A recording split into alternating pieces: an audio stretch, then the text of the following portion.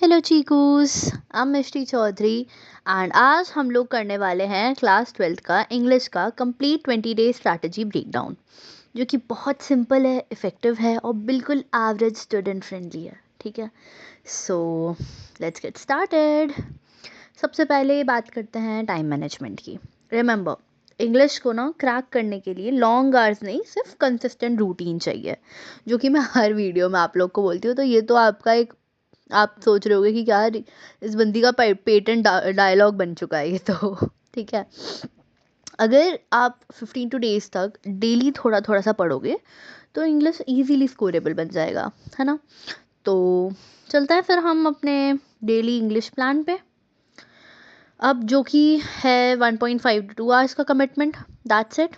ठीक है, सबसे पहले ये समझना वेरी बहुत इंपॉर्टेंट है। ठीक है, क्या कि 25 मिनट्स जो है वो हमको देना है टेक्स्ट बुक स्कैन को। ठीक है, बहुत सारा लिटरेचर है, पूरा लिटरेचर पार्ट है आपका, राइटिंग सेक्शन बहुत कम है, सिर्फ एक ही सेक्शन है, बाकी में पूरा का पूरा रीडिंग है, लिटरेचर है, राइटिंग है ना। तो पैसेजेस हैं, उसके बेसिस पे ही है सब कुछ। तो टेक्स्ट बुक स्कैन बहुत इंपॉर्टेंट बन जाता है। ठीक है, कुछ नहीं करना है, सिर्फ हेडिंग्स पढ़नी है, थीम्स पढ़नी है, जैसे पोएम्स की थीम क्या है। ठीक है, कैरेक्टर्स याद होने चाहिए आपको, और पोएम्स का ना सेंट्रल आइडिया समझना बिल्कुल इम्पॉर्टेंट है। फुल चैप्टर को रटना नहीं है, ठीक है, बिल्कुल ज़रूरी नहीं है वो, बिल्कुल भी नहीं। आपको सिर्फ पोएम्स में पोएटिक डिवाइसेस याद होने चाहिए, सेंट्रल आइडियाज़ याद होने चाहिए, थीम क्या है चैप्टर की, हेडिंग्स क्या हैं, क्या कंट्रास्ट दिखाया जा रहा है या फिर क्या स्टोरी लाइन है, वो आपको पता होना चाहिए। ठीक है, उसके लिए टेक्स्ट बुक स्कैन कर लिया आपने। फिर 10 मिनट्स में आपको नोट्स रिवाइज करना है। 8 to 10 कीवर्ड्स देख लिए कि उस चैप्टर में पर्टिकुलरली कुछ कुछ कीवर्ड्स दिए हुए हैं, उनको देख लिया। 2-3 थीम पॉइंट्स देख लिया आपने कि उस चैप्टर में क्या क्या थीम्स शो करी हुई हैं। 1-2 इंपॉर्टेंट लाइन्स अगर कुछ हैं तो वो देख ली, बस यहीं पर आपका पूरा चैप्टर हो जाएगा। ठीक है, और पोएम की बात करें तो वहाँ पर पोएटिक डिवाइसेस देख लिए, या कोई लाइन रेफरेंस है जो कि इम्पोर्टेंट लग रहा है तो उसको याद कर लिया थोड़ा सा, वो करना है। ठीक है, फिर 45 to 60 मिनट्स का आपको प्रैक्टिस ब्लॉक रखना है। ठीक है, रोज़ एक एक्सट्रैक्ट सॉल्व कर लो, पोएम का या प्रोज का, जो भी आपको लगे। ठीक है, जैसे आपने सपोज सॉरी, फर्स्ट डे जैसे आपने कोई चैप्टर लिया, ठीक है, कौन सा ले सकते हो, let's go for my mother eight 66 poem आपने ले ली। ठीक है, तो उसमें आपने क्या करा, आपने पहले तो एक उसका पोएम का एक एक्सट्रैक्ट निकाल लिया आपने, ठीक है, और उसको सॉल्व कर लिया।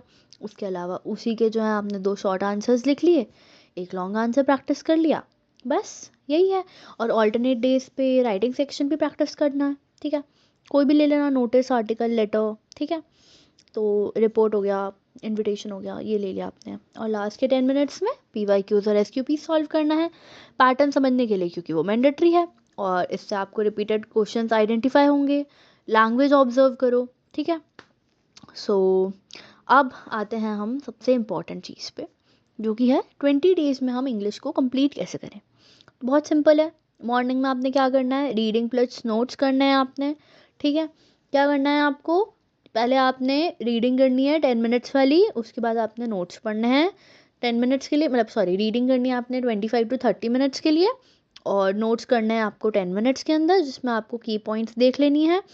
और आप ना फेनमैन टेक्निक का भी यूज़ कर सकते हो, जिसमें क्या होता है ना कि आपने पहले पढ़ लिया, ठीक है, अच्छे से, अब आप एक खाली पेपर ले लो, पेन ले लो, और उस पर सारा लिख दो जो आपने पढ़ा है अपने वर्ड्स में, कोई चार्ट जीपीटी नहीं करनी है। तो बेसिकली आपने क्या करा, आपने इतने बड़े चैप्टर को समराइज कर दिया एक पेज में। एंड जैसा मैंने आपको पहले भी बताया है, अगर आप हैंड रिटन कुछ भी करते हो, कुछ भी आप अगर ज़रा सा भी लिख रहे हो ना, वो आपको लॉन्ग टर्म के लिए रिकॉल होता है। ठीक है, तो वैसा भी कर सकते हो आप, बहुत इजी है, इससे बहुत जल्दी हमको चीज़ें याद रहेंगी और बहुत जल्दी से हमारा रिकॉल भी हो जाएगा, रिवीजन हो जाएगा। ठीक है, इवनिंग में आपने क्या करना है, आंसर राइटिंग और PYQs करना है, एक्सट्रैक्ट्स कर लिए, शॉर्ट आंसर्स कर लिए, लॉन्ग आंसर्स कर लिए। ठीक है, ऐसे करके आंसर राइटिंग करनी है आपने। और डिफ़िकल्ट चैप्टर्स जो हैं, जैसे कि डीप वाटर हो गया, है ना, एनेमी हो गया, इनको आप 1.5 डेज़ दे सकते हो अगर आप चाहो, नहीं तो आप एक एक दिन सबको दोगे तो मोर देन इनफ है। ठीक है, सो डे 20 तक आपका पूरा सिलेबस कंप्लीट हो जाएगा, राइटिंग कॉन्फिडेंस आ जाएगा, तो दोनों काम आपके एक साथ हो जाएंगे।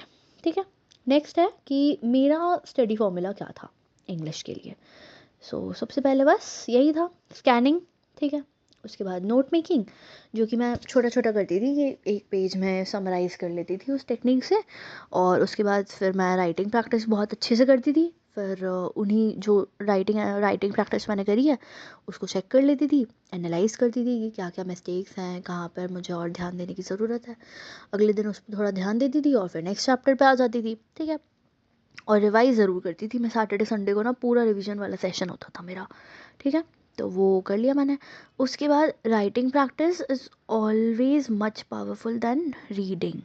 ठीक है, मैंने रीडिंग को आपको सिर्फ 25 to 30 मिनट्स दिया है, वहीं पर हम प्रैक्टिस सेशन को ले रहे हैं 60 मिनट्स तक। अगर आपको लगे कि आपको कहीं पे नीड है, आप उसको ज़्यादा टाइम भी दे सकते हो। ठीक है, बट क्योंकि मैंने यही सेम टाइप में स्ट्रैटेजी आपको बताई है हर एक सब्जेक्ट में, तो इट्स इम्पॉर्टेंट कि आप बैलेंस रखो। 2 घंटा आपने पॉलिटिकल भी पढ़ना है, 2 घंटा आपने हिस्ट्री पढ़ना है, 2 घंटा आपने इकोनॉमिक्स पढ़ना है या जोग्राफ़ी पढ़ना है ना। एंड उसके बाद आपने इंग्लिश भी 2 घंटा पढ़ना है, और फिर 1.5 2 घंटा आपने अपना ऑप्शनल सब्जेक्ट पढ़ना है। तो ऐसे करके आपको कम से कम 9 to 10 आवर्स निकालने पड़ेंगे पर डे। ठीक है, विच इज़ वेरी इजी, करके देखो, बहुत मज़ा आएगा। और PYQs तो डेफिनेटली करना ही है, क्योंकि उससे पैटर्न अवेयरनेस आता है, जैसा कि मैंने आपको बताया है। PYQs करोगे, रिपीटेड क्वेश्चंस पता पड़ेंगे, कौन से इंपॉर्टेंट टॉपिक्स हैं जो आपके एग्ज़ाम में आने वाले हैं वो आपको पता पड़ेगा। SQPs क्यों करते हैं हम, ताकि हमको पता पड़े कि बोर्ड में हमको किस टाइप की लैंग्वेज लिखनी है, एग्जामिनर किस पॉइंट्स पे चेक करेगा कि ये पॉइंट्स तो इंक्लूडेड होने ही चाहिए, है ना। और अब बात करते हैं हम अपने आंसर राइटिंग फ्रेमवर्क का। तो मैंने इस बार आंसर राइटिंग फ्रेमवर्क क्या लिया है, AIRE। ये वो फ्रेमवर्क है जो हर आंसर में अप्लाई हो जाएगा, इधर इट्स लिटरेचर, रीडिंग, एक्सट्रैक्ट्स, सब में। ठीक है, तो फर्स्ट पॉइंट क्या है हमारा, आंसर। ठीक है, पहले लाइन में आपको डायरेक्ट जवाब देना है, give a direct clear response. ठीक है, बिल्कुल clear, straight to the point, जो पूछा है वो बता दो। उसके बाद सेकंड क्या है हमारा, इलस्ट्रेट। इलस्ट्रेट में आपने देना है कोई रेफरेंस या कोई एग्जाम्पल या कोई सीन समझा दिया आपने, है ना, या फिर आपने कोई भी एक पोएम का रेफरेंस लाइन दे दिया उसमें। तो ऐसे करके आपको कोई उस पोएम से या फिर प्रोज से आपको कनेक्ट करके बताना है। फिर आपने रीज़न बताना है कि आपको अच्छे से एक्सप्लेनेशन देना है, मतलब कि आपका आंसर सही क्यों है। पूरा थीम समझाओ, इंटेंशन समझाओ, कंपेयर करो, या फिर इम्पैक्ट बताओ, कॉन्सिक्वेंसेस बताओ, जो भी उस पर्टिकुलर क्वेश्चन में पूछा है, जो भी एक्सप्लेन करने को पूछा है ना, उसका रीज़न दे दो। ठीक है, कैरेक्टर का थ्रू बताना है आपको कि कैरेक्टर को आपको एक्सप्लेन करना है, तो वो कर दिया आपने। ठीक है, यहाँ पे हो गया। एंड में आपने क्या करना है, एक कंक्लूडिंग लाइन जो कि क्वेश्चन से डायरेक्ट लिंक करना है आपको। ठीक है, मतलब linking back to the question. तो इस फ्रेमवर्क से आपके आंसर्स बिल्कुल क्लीन, स्ट्रक्चर्ड और एग्जामिनर फ्रेंडली बन जाएंगे, है ना। अब आते हैं हम हाईएस्ट वेटेज चैप्टर्स पे। तो हाईएस्ट वेटेज चैप्टर्स कौन कौन से हैं मैं बता देती हूँ आपको फटाफट से। फ्लैमिंगो के प्रोज वाले सेक्शन में डीप वाटर, इंडिगो और रेड ट्रैप। ठीक है, ये बहुत हाईएस्ट है, वे हाईएस्ट वेटेज है, यहाँ से बहुत सारे क्वेश्चंस डेफिनेटली बनते हैं। उसके बाद पोएट्री में अगर हम देखें तो my mother eight 66, keeping quiet और अ थिंग ऑफ ब्यूटी। ठीक है, मुझे लगता है कि ये पोएम सबसे ज़्यादा इंपॉर्टेंट है, तो इनको बिल्कुल करके जाना है आपको। और विस्तास में से एनेमी, थर्ड लेवल और on the face of it. ठीक है, ये चैप्टर्स मोस्ट स्कोरिंग हैं, मोस्ट फ्रीक्वेंटली आस्क्ड हैं, बहुत रिपीटेड क्वेश्चंस बनते हैं, शॉर्ट आंसर्स बनते हैं, लॉन्ग आंसर्स बनते हैं, कंपैरिजन लिया जाता है। ठीक है, कोई भी चीज़ का कंपैरिजन लिया जाता है। और अगर मैं आप लोगों को ना एक छोटा सा ब्रीफ में समझाऊं, तो मैं आपको एक रूटीन बता सकती हूँ, क्योंकि आप सोचोगे कि यार 20 डेज़ में इतने सारे चैप्टर्स कैसे होंगे हमारे। तो मैं एक आपको ब्रीफ दे देती हूँ। ठीक है, ये मैंने बाकी आपको नहीं दिया है बाकी सब्जेक्ट्स में, बट यहाँ पे मैं थोड़ी सी हेल्प कर देती हूँ आपकी इंग्लिश में। तो जैसे डे 1 to डे 3 में आपने 3 चैप्टर्स कौन कौन से निपटा लिए, deep water, my mother eight 66 और लॉस्ट स्प्रिंग। ठीक है, डे 4 to 6 में इंडिगो, थिंग ऑफ ब्यूटी और रेड ट्रैप। 7 to 9 में आपने कर लिया last lesson, keeping quiet, poets and pancakes. और 10 to 12 डे में आपने क्या करा, इंटरव्यू, रोड साइड स्टैंड और गोइंग प्लेसेस। ठीक है, फिर 13 to 15 डेज में आपने कर लिया third level, enemy, on the face of it. और 16-17 डे पे आपने क्या कर लिया, मेमोरीज ऑफ चाइल्डहुड की दोनों जो हैं, दोनों पार्ट्स हैं वो, और पूरे के पूरे जितनी भी पोएट्रीज हैं उसका रिवीजन कर लिया। 18 डे आपने दे दिया पूरा का पूरा रीडिंग एक्सट्रैक्ट को, नोटिस को, इनविटेशन को और लेटर को। ठीक है, डे 19 आपने दे दिया आर्टिकल को, रिपोर्ट को और पूरी की पूरी आंसर राइटिंग को, कि रैंडमली आपने कोई से भी क्वेश्चन जो आपको लगे वो पूरे के पूरे आपने उठा के एक ही बार में सॉल्व कर लिए। वो मत करना जो आप डेली बेसिस पे कर रहे हो हर एक चैप्टर के, क्योंकि वो आपके ऑलरेडी हो चुके हैं। रैंडमली आप SQPs या PYQs में से किसी भी चैप्टर या पोएम का आप ले सकते हो। ठीक है, वो आंसर राइटिंग में कर लिया। और डे 20 पे आपने बहुत सारे फुल मार्क्स लगा लिए, 2-3 फुल मार्क्स लगा लेना। ठीक है, पूरे पूरे पेपर लगा लेना। और फिर आप देखना कि वीक सेक्शन अभी भी कौन सा है जिसको हम बाद में सॉल्व करेंगे। तो यस, बस इतना ही था। इस रूटीन को अगर आप फॉलो करोगे, स्ट्रैटेजी को अप्लाई करोगे, और इंग्लिश को आप अपना बिल्कुल हाईएस्ट स्कोरिंग सब्जेक्ट बना दोगे।